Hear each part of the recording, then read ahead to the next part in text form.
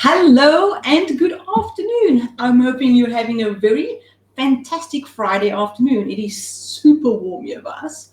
But yeah, welcome to the Biokinetic K9, and we are going to be talking about today canine athletes. When it comes to fitness and conditioning, do we need to have any extra considerations?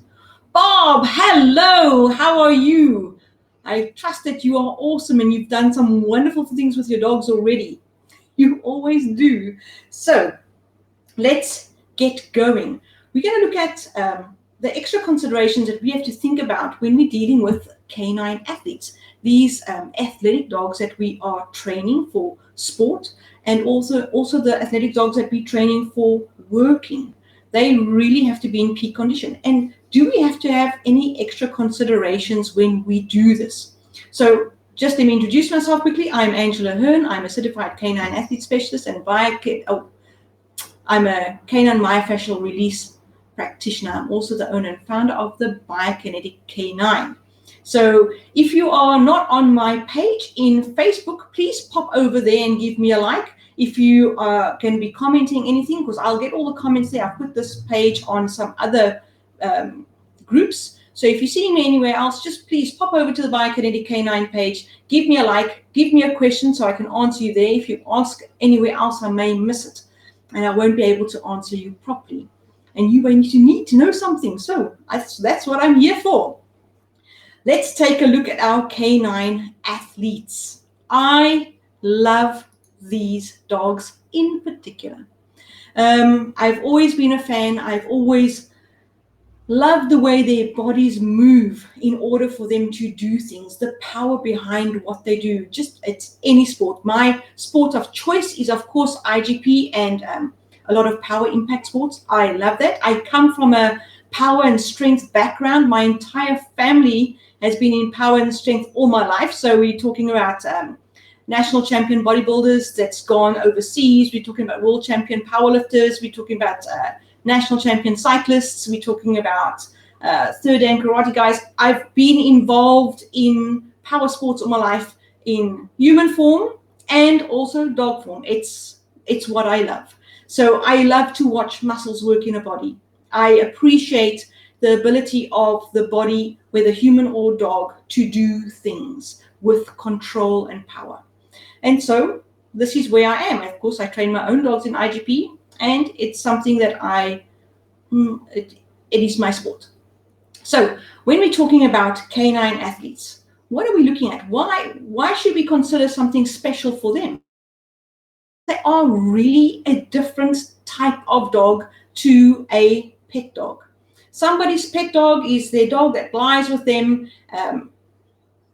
We don't put much demands on them. They are there to make their owner happy. They are a companion. Please don't get me wrong. My own dogs, they lie on the couch, stay there for me. They are my companion too. But I also do sport with them. Your pet dog doesn't necessarily do sport. You do get some very active pet dogs, and then they go running and etc. And it's also a sport like your canicross and marathons with the dogs. Sure. But I'm talking about dog. When we take our dog from a house onto field and we train them for a sport and then we compete with them. Is there a difference when we are looking at our fitness and conditioning regimes with these type of dogs? And I would say yes, for sure. Number one, these dogs are really active. They are active physically in their body and also mentally. Bob, you know of this. You tell me how your dog forces you to take him out and train him almost every single day. And if he doesn't get that training, he really pesters you to come on, let's go. They've got a much higher drive. Handlers, sporting handlers, we use this word drive for prey drive, fight drive, but that drive is that willingness to work, that willingness to go out and do things. So they've got a much higher willingness to go out and do things than a pet dog. So they are much more busy mentally and physically. But it also means that with this high energy and this willingness to work, they also are wanting to work under any circumstance. You're saying yes, Bob, quite right. So, but there's this willingness to work. It also means that they have very little self-preservation. If you throw a ball off the building, they're going to jump off the building. So you as handler, you've got a lot more responsibility over that dog's body. When they are in such high drive, they are so anxious and they're so concentrated on what they need to do. It also means that they don't show pain easily. These dogs are designed within themselves that they don't easily show pain. Many dogs don't show pain easily, but these dogs, your working dogs, your sporting dogs in particular, the willingness to do the sport, the willingness to perform overrides whatever pain symptoms they may have, and they will work through it. And this is where you as a handler must be able to really know how your dog moves. This is really important, to watch for those small nuances in movement. You develop, like my friend and mentor, the woman that trained me and got me into the fitness and conditioning of the sport, Erica Bowling. She says you always have to have that critical eye. And that is your eye to know your dog and to critically assess, is it ever so slightly different? All the things that you look for. And this is very important, especially when you are working with a canine athlete, whether it be for sport or for work. So even when you're working with your search and rescue dogs, if they are having to search a building or they're searching for narcotics, explosives, people, sometimes the rubble in buildings is really tricky to navigate, and they can easily get cut and hurt themselves, but they carry on working. My friend that's got hunting dogs, oh my word, he works his dog, and these dogs will carry on hunting the whole day. They can go through barbed wire and they cut themselves. I mean, his own dog injured her belly cutting themselves on a piece of wire, but they carry on working. And then only when you see the dog, you think, oh my word, come on, let me take you to the vet. But they carry on working. So they've got a very high pain threshold. They can take a lot of pain and they don't show it. So you really need to know your dog and know your dog's movements particularly. That's very important. They also, like I said, they've got no self-preservation. This is very different from a pet dog. And so they will carry on working, and you need to stop them because they will work themselves into the ground. Many times they easily get heat exhaustion because they carry on working. And especially like today, it's almost 35 degrees Celsius for those overseas. And to work your dogs in this heat, they will work. And then it's for us to know when to bring them in, how to cool them down so that they can work another day. This is very, very important. So that is one of the differences with our canine athletes and other dogs. They've got a much higher drive, and that drive really affects their ability and willingness to show pain, and also their willingness to stop what they're doing. They don't easily stop. And we, as their handler, need to know when and how to stop and why we're stopping any particular exercise, or just how far we need to go. We need to be able to read our dogs a lot better than our pet dogs. Then obviously these dogs, they've got a very different temperament. Their temperament is much more busy. So a lot of working dogs, they are more sensitive to their handlers and to commands and to training techniques and styles. They're more sensitive and they're more reactive to situations, especially with our IGP dogs.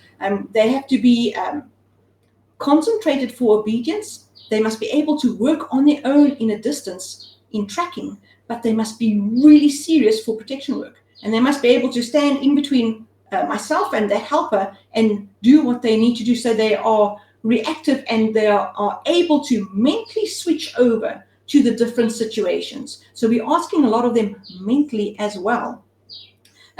So even your agility dogs, they are very sensitive to body language, and they pick up on body language and signals very, very quickly because they have to do this under speed. So they're running full out under speed and they're watching that handler's body language all the time. So the signals that you give your dog, if you are slightly off, it means something else for your dog, and they are reacting with their bodies. They are also very often more possessive than normal dogs. We use a lot of balls and toys to train them, and they love those things. And sometimes they can be a little bit more possessive over those things than what they should be. So it's not a normal dog trait, it's not a normal dog temperament to have that possession. And so we have to manage that quite carefully. They're also a lot more suspicious of people. I know my one dog, he's what you would call sharp. So if a bomb goes off, he will really look and he pays attention. And then I've got another dog who has got a friend of mine says she's got thick nerves. So a bomb can go off next to her and she will casually look over and go, oh, really, is it? That's how she is. But put her on the field and oh my word, I don't know where she comes from, but she's wide awake. So she's super reactive depending on the situation. Normal day-to-day life, she's really laid back. So they can be suspicious of things. Although a bomb can go off, she's very suspicious of people. So she's aloof and just leave her alone. She's suspicious. She'll watch you go along, and there you go. She's not interested. She's very to her handler, and that's how she is. Generally, our canine athletes, they are super active. I'm really lucky where when my dogs are in the house, they're really laid back. Put them on the field, oh my word, they are super active.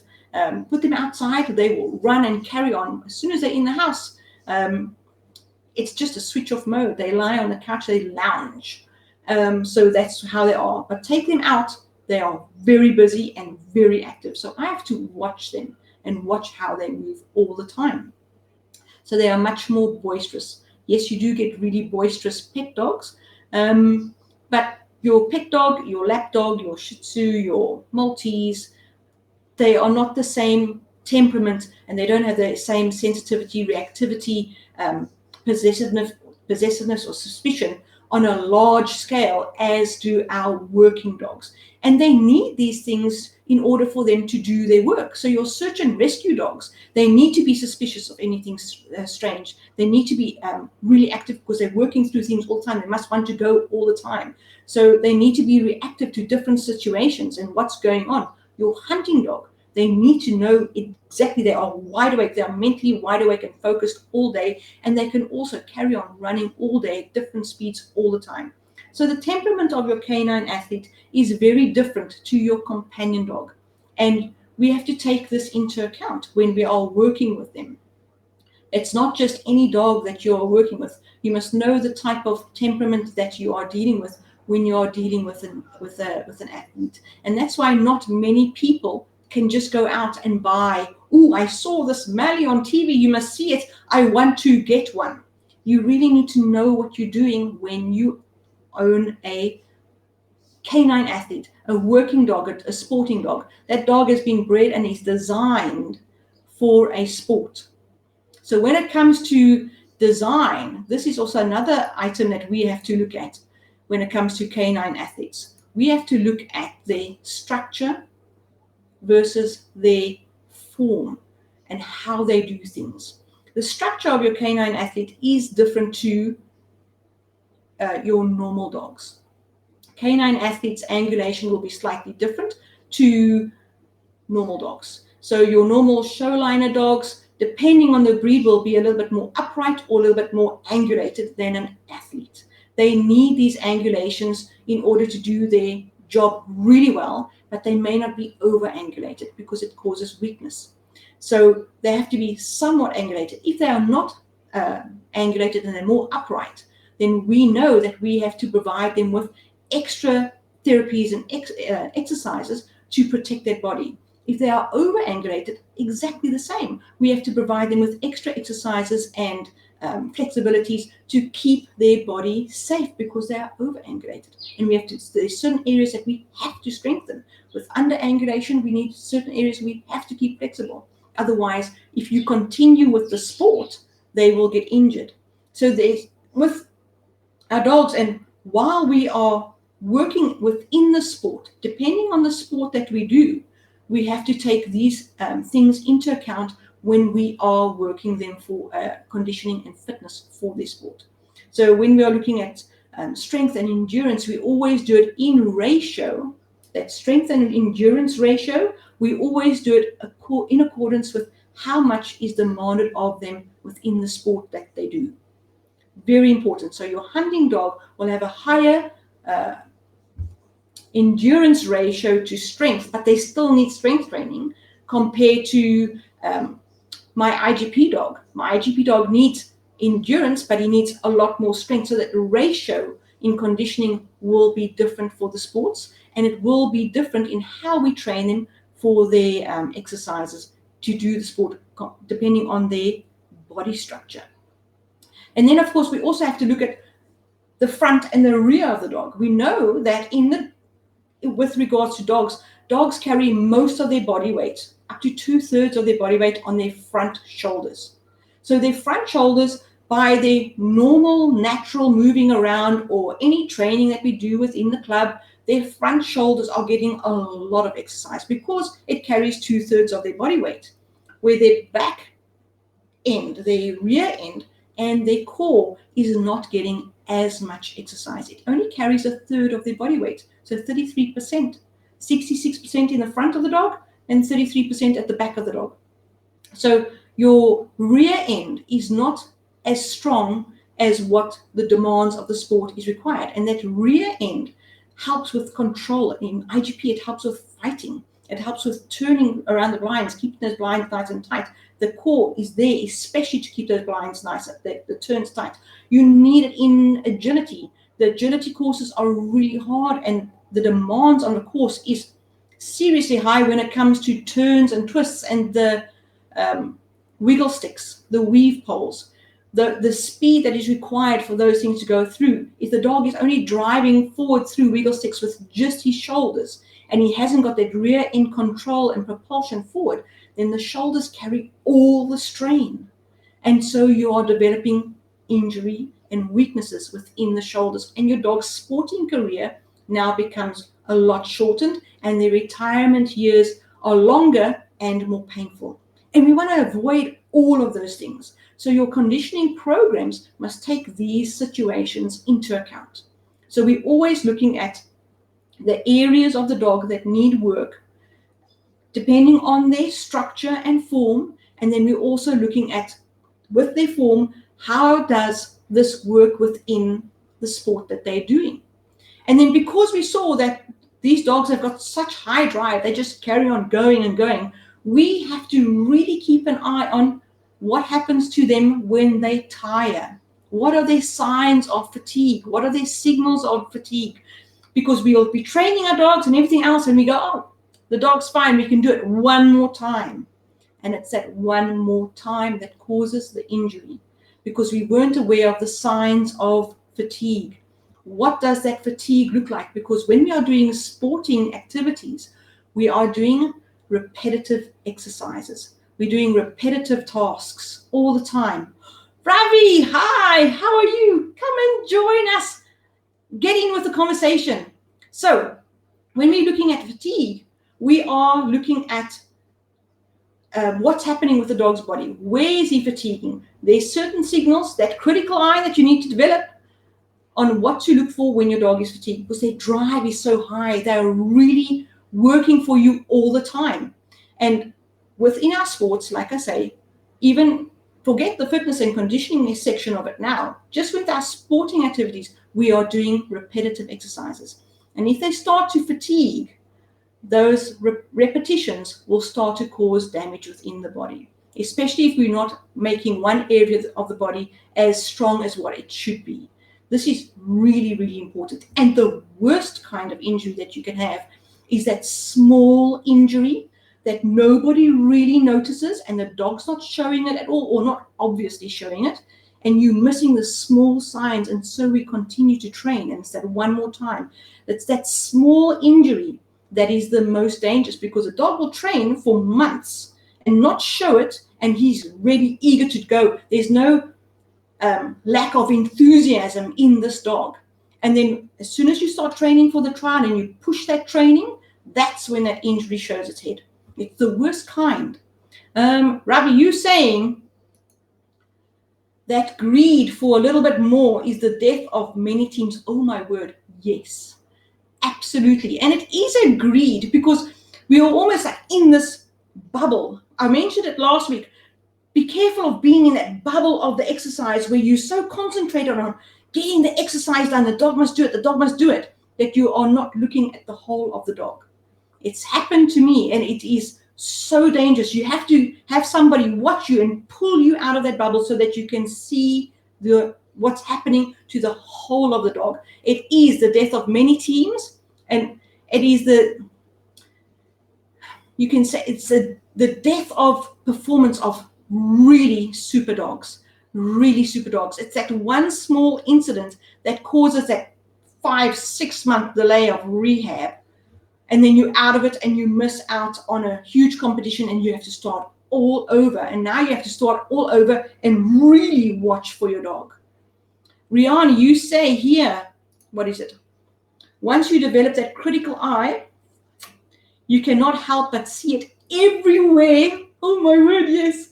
Everywhere dogs that get tired and then bad things happen of handlers not having that critical eye. Oh my word, Rihanna, absolutely spot on. What an awesome comment, because this is so true. It's almost like a blessing and a curse. You have that critical eye and you can see things now and you go, oh, they talk, oh my word. And you get scared for the dog. Never mind your own dog, but somebody that's got their dog over there, and you can't just go and butt in because, oh, you're interfering with somebody. But it's a blessing and a curse. It's a blessing with your own dogs, but it's a curse because you can't just go and have a relaxed walk and watch the dogs out there just do what they enjoy doing. So yes, that critical eye, 100%, is so important. So your structure and your form, reversing the form, this is very important when you are looking at working your dog in sport. Know the structures, know your dog's weak areas, and know what you need to build. This is very important for that longevity of a good sporting and working career. This is very important. It's sort of like a thing. It's a thing with sport dogs, and especially with social media now, that age appropriateness of the exercises and sporting requirements that you're doing. I think it's because puppies are so easy to train. They're so eager. They really follow you everywhere, and they can almost do everything. And they're cute. They are just divine. So we watch them on social media and say, oh, wow, look at this puppy. Look what this handler's doing with the puppy. It's awesome. And it does look awesome. But that puppy is also doing big dog work. And it's big dog work in not a big dog's body. That body of that puppy is still way underdeveloped. It can't cope with the stresses and strains of competitive healing repetitively. You must remember, when we're talking about sport, we're doing repetitive exercises. It can cope with learning about healing, but not repetitively day in and day out. They can't do lots of sits to stands all the time. They will definitely get stronger, but you don't want their muscles to be stronger than their developing bone. Or you don't want their muscles to be stronger than the attachments on the spinal vertebrae and the cartilage growth plates that are happening there that attach themselves from the vertebrae onto the pelvis. You don't want those muscles to be stronger than that, so that when the muscles contract, it causes small tears on the top surfaces of the bone or in the cartilage. Because you're not going to see the injuries in your puppy. You're going to see the complications in your adult dog. This is the big thing. So a lot of people, they enjoy and they show these videos, and I will give the handler the benefit of the doubt because many of the handlers are good handlers, but the people watching the video are not always the best handlers. They're just really enthusiastic, and then they try it with their own dog. So they are in the sport, but they don't know the rigors of what the sport does to a puppy's body. So we have to take these things into consideration. If I can just give you one thing, the last growth plate to close on a dog is the one in the pelvis. It closes at around about 18 months. And that is where your idiosaurus and everything happens to attach to the spinal vertebrae that doesn't have ribs. And because those muscles are attached to growth plates that are not yet closed, it's not a stable structure. So to ask your dog to do tight turns and tight twists with muscles that are not yet attached onto a stable structure can really cause injury. So you want to avoid these things. And this happens quite late in a dog's life. At 18 months, 12 months to 18 months, your dog looks like a big dog. It looks like it can do anything. And that is the small hidden dangers that us normal people that are just eagerly watching can get ourselves into trouble with. So age-appropriate exercise when it comes to fitness and conditioning, as well as age-appropriate exercises and skill trainings when it comes to your sport. If you have got a canine athlete, you must take this into consideration. It's not a normal companion pet dog that you just love to cuddle and it's a hot water bottle on your feet. You're taking your dog out on a weekend and you're training. So you have to watch what exercises you are doing. Otherwise, those dangers come up later on. Ravi, you say, what are you saying here? I will always set my iPhone on a 5-minute timer. Once the timer goes, the training ends and the dog gets a rundown and then rests for an hour at least before I do anything else. Oh my word, yes, yes, yes. Oh, I was just saying this last week. You won't believe it, Ravi. It was being in this whole fishbowl thing where I was doing exercises with my dog, and I was one of those things, and I was so concentrated on the exercise that I wasn't watching the dog, and the dog was absolutely tired. Luckily, I videoed and I watched, and I thought, oh my word, this dog is actually tired. Look at what am I doing? Am I mad? And it was a concern, and my daughter said, you need a timer, Mom, and use the phone with the buzzer because you need to be buzzed out of that situation because you get fishbowled into what you're doing, where you start to not watch the dog. You're just watching something that you're concentrating on. And this happens in sport as well, where you're trying to correct a jump. The dog's just tipping down, so you make them jump and jump, jump. The dog's getting tired, and you're not stopping. You're just waiting for that one time that they can do it properly. Instead of that 5-minute timer, oh my word, yes, that like minds, that 5-minute timer is so important. And you really, because you get so involved with your sport and so involved with the dog that you miss what the dog is actually doing. That is such an awesome point, and I'm glad that you bring it up. I'm so pleased because people don't understand that their dog's getting tired. That one more time, it's the death of a team, like you said earlier on. Very, very important. So that age appropriateness as well, your younger dogs and your high drive dogs, they're going to carry on doing it all the time. They're going to work for you, and you have to close it down. You have to shut down the training, whether it be for conditioning or your sport. This is really important. Of course, our competition dogs and our sport dogs, they are at a higher risk of being the weekend warrior. We all have got our dogs and we want to train them in a sport. Most clubs are open once a week on the weekend. So your sporting dog, you've just got that higher risk. Everybody wants to do something. I find I can be under correction here now, but your agility appears to be your most fun sport, and a lot of people do it for fun because the dogs can jump around and there's lots of organized chaos. Everybody's having the best time, and they only go and do this once a week. And in the week, we've got jobs that we've got to do. We've got to work with our we come home late. We don't have time to train and exercise our dogs, so we go out on the weekend, or we go out hiking on the weekend, and then the dog is pushed to its limits because it's so much fun, and your injuries occur. This is really, really dangerous. So that weekend warrior, most of our handlers are not high competitive handlers. Most of them. Most of them they've got this high energy dog, let's go do something fun, and they don't know the basics. It's not anybody's fault really, but it's something that if you are going to be working with your athlete, your canine athlete, or if you are going to be doing work with your dog, it is very important that you look these things up. You need to educate yourself. It's really important for you and your dog and your dog's career.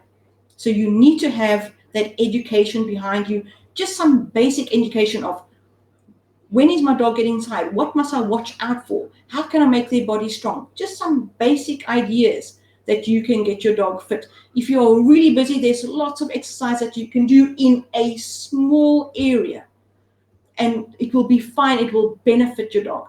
If you've got just a normal dog that is not high in competition, any exercise will be beneficial. If you are really competing with your dog, this is now where you need to take on and watch for form. You really need to know and keep an eye on your dog. This is very important. Ravi, you saying everything in IGP is under 8 minutes. Tracking is finished in 8 minutes, obedience in 8 minutes, protection in 5 minutes. 100%. Your obedience is 8 minutes. Even if you are on the field with somebody else and the other person's got a limp, it's 8 minutes. But the fastest obedience I've seen is 6 minutes. But 8 minutes, if you've got that 8 minutes, so your dog needs to be able to work. I always say, when you're practicing, it's 8 minutes, small break, 8 minutes. That's all your dog needs to do. And then in the week, you get them fitter to do whatever. But they must have that endurance and stamina of real good focus and work ethic of 8 to 10 minutes, and then a break, and they must be able to do it again. That recovery period, when they are really fit, that recovery period is really quick. But then in the week, you can then do a little bit of endurance. Your IGP dog doesn't need huge endurance. He does need quick, and that requires good endurance. It also requires a little bit of HIIT training. But HIIT training, your high intensity training, is an advanced training system for dogs that are able to quickly contract their muscles and then to recover. That heart rate recovery and that effective use of oxygen for energy, effective use of the glucose from the muscles for energy, and the replenishment of the glucose in the muscles. That is important. That ability to use up and get rid of the toxins that build up in the body, that is important. And that comes with endurance and stamina training. But you don't need to do more than that at a time. You can push it when you start competing, but by that time your dog is becoming more and more fit. So quite right. Nothing more than 8 minutes hard exercise is all that your dog really needs at a time. But take those breaks and build them up slowly. Start with 5 minutes because it's hard work, and build them up slowly. That's very important.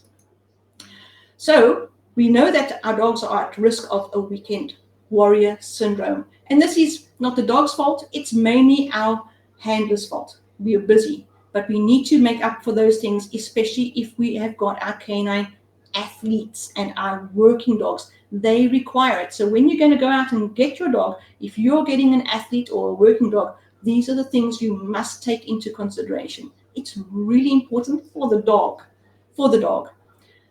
Then, any athlete, any working dog, nutrition and supplementation.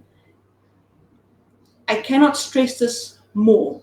Nutrition is a whole big thing all on its own, but supplementation, anybody can do this. And we're not talking about buying everything on the shelf. No, you need a really good joint supplement. This is seriously important. Your dog is working. We already said there is repetitive exercises. You need a supplement that is good for joints and good for muscle recovery and muscle protection. This is, if you get anything, these are the things you need to get. Ravi, you do something to this effect. If you can, I'm going to ask you to please post in the comments below the products that you make. You've got some excellent research on those products. So please pop it in there for the people that are, I think, in the US. It is, do your research. Please don't skimp on a joint supplement and a muscle recovery supplement. This is really important. It is the one thing that you must be willing to spend money on. And a joint supplement is not given only when a dog is injured. A joint supplement must be given as a maintenance and a preventative supplementation always, because your dogs are working and they're doing repetitive exercises. They're not just running, they're doing repetitive exercises where the joints are taking strain. Your agility dogs are jumping, your IGP dogs are jumping, they're turning really sharp. They are working their muscles with hard contractions for speed and power. They need the supplementation and they need proper nutrition. Don't skimp on your dog's food and don't skimp on your dog's supplementation. This is really important. Please, please. And then, of course, this is a sensitive point, and I've mentioned it already. Our canine athletes, they've got handlers. And your top handlers, well, there are various mindsets of handlers when it comes to canine athletes. Your top handlers are very competitive and they're very they're perfectionists, and they want things done in a certain way. And the dog must show speed and power and everything else.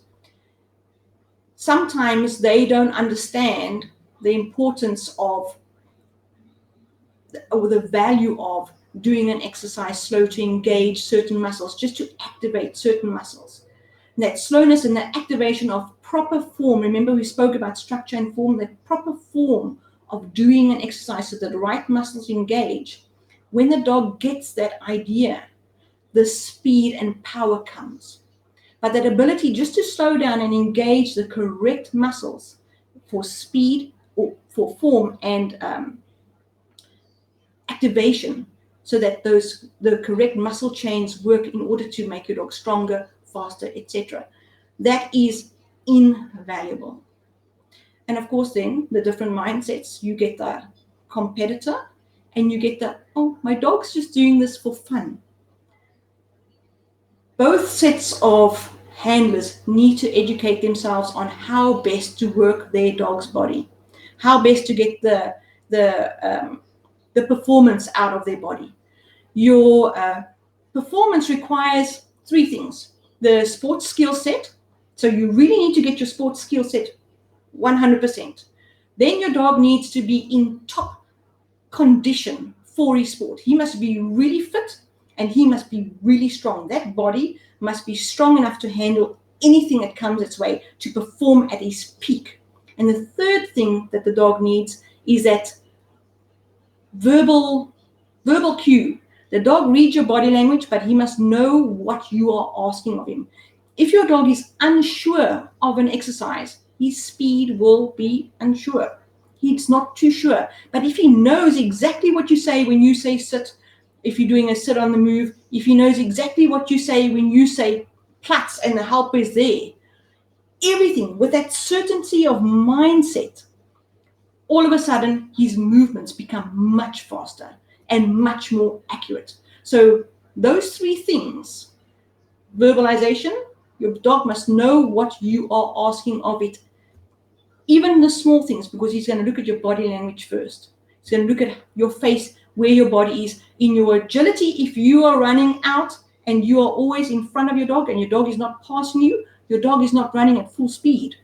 Not at all. And he's behind you because he's watching you all the time. He doesn't know about the verbalization that you can use to direct him. So he will always be a little bit behind. So your verbal cues with your dog is very important. In IGP, we use very few verbal cues. We use sits, downs, etc., but they're very few. But if those verbal commands are, the dog knows exactly what is asked of it, his performance is sure. He goes into a field that he understands exactly what is asked of him. There's no doubt. If he doubts, he's slow, he's uneasy, he doesn't know. So those three things. So there's the skills training that you do, and you need to do all the little things in between. If you're going to be doing a jump, you need to do all the exercises involved in doing a jump, not just jump. It's no good jumping 20 times and it's not the correct method, it's not the right muscles, then you just become a real expert at doing a crappy jump. That's not what it's about. You must do the skills correctly and all the steps in between to get the full jump correct. So your job as a handler is to work on all the small things. If you've got all the small things correct, the jump automatically comes. And then all of a sudden, your jump is really sexy and your dog is looking fantastic. Then if you're going to put that power behind your dog and he's strong and he's confident and his body knows exactly what to do and he can move, you've got sexiness or spotlights on your dog. And if he knows exactly what to do because he knows what you mean when you talk to him, he understands. My female, if I speak to her, her whole body goes into brag mode. She knows exactly, and you can see all the muscles in her body, they pop. And she goes, oh, come on, Angela, bring it on. Watch me do this. You can see it in her whole demeanor. And it is awesome to see. So very important. Let me see here. We've got some comments. We go, Rihanna, you saying, your dog gives you their best. We need to do the same back. Oh, my word. Yes, we do.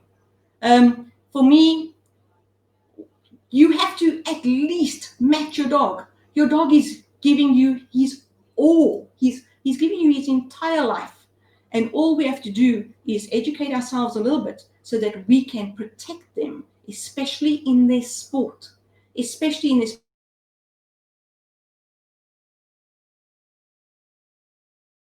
The ability to do it. Yes, absolutely. Sam, hi Sam. You saying this is so true. I've seen it in myself with my dog. You can't train speed. You need to practice it.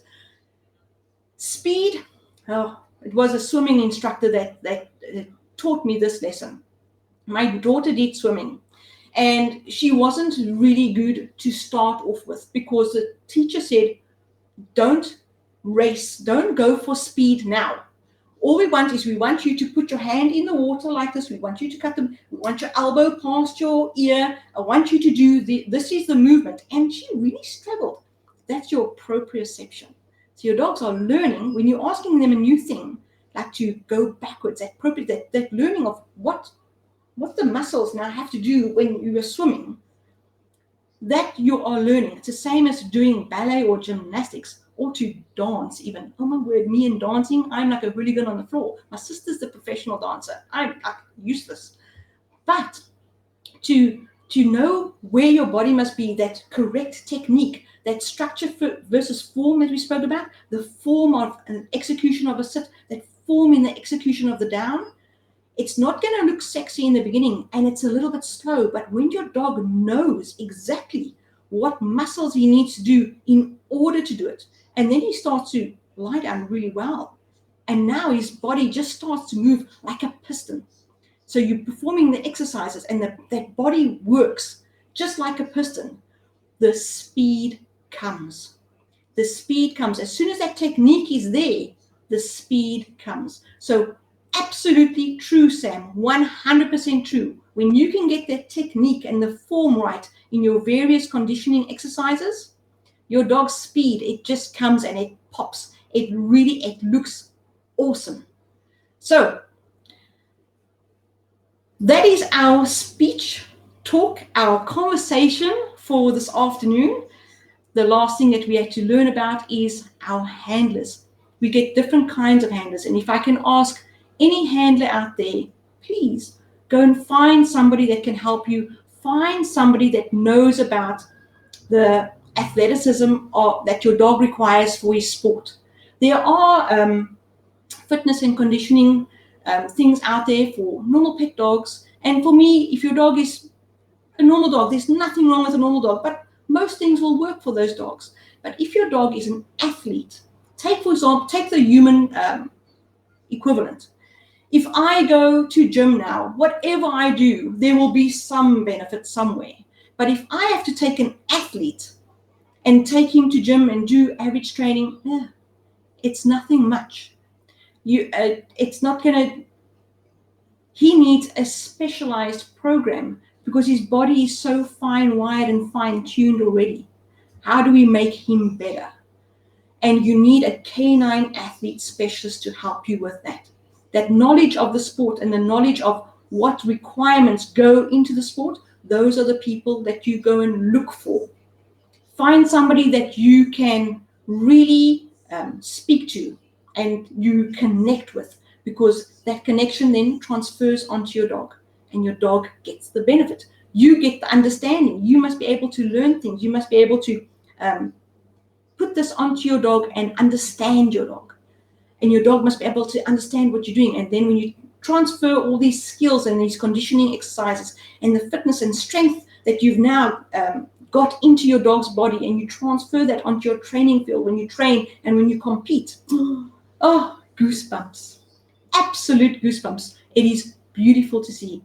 And like Riani said before, that critical eye that you develop, for the people that don't do it, oh, you see it in the competition. You can see it in their dogs. You can see what areas of the dog's body needs to be exercised, and you can see the small little injuries creeping in the dogs, and those handlers don't know. And it's the saddest thing in the world. Don't be one of those people. Keep your dogs fit, keep your dog safe, keep your dog conditioned. Know the critical ins and outs of what to look for in fatigue with your dog or injury in your dog, and prevent those long delays of rehab. It's not necessary. It's really not necessary. Your dog is a sporting athlete. It's an elite athlete. It's a working dog. It's there. It's to take up the challenge. Look after them. Look after their body. Okay, so I'm going to say enjoy your training this weekend. I'm sure everybody's going training this weekend, and have a most fantastic time. So please remember, if you enjoyed this, or if you think any of your friends would benefit from today's talk, ask them to pop over to the Biokinetic Canine and give us a thumbs up and a like. If you have any questions, please pop them in the comments. I'm happy to answer. If you want to contact me directly, my email is fit@thebiokineticcanine.com. Bob, you are most welcome. And if there's anything that you are unsure of, set up an appointment. I'd love to chat with you.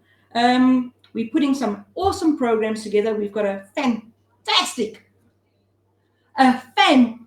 membership. I love my guys. They're learning things. Their dogs are awesome. If you want to learn about how to join, let me know and we can do something for you. We can do something for you. We can definitely do something for your dog. Okay, so remember, if you're anywhere else, pop me a like.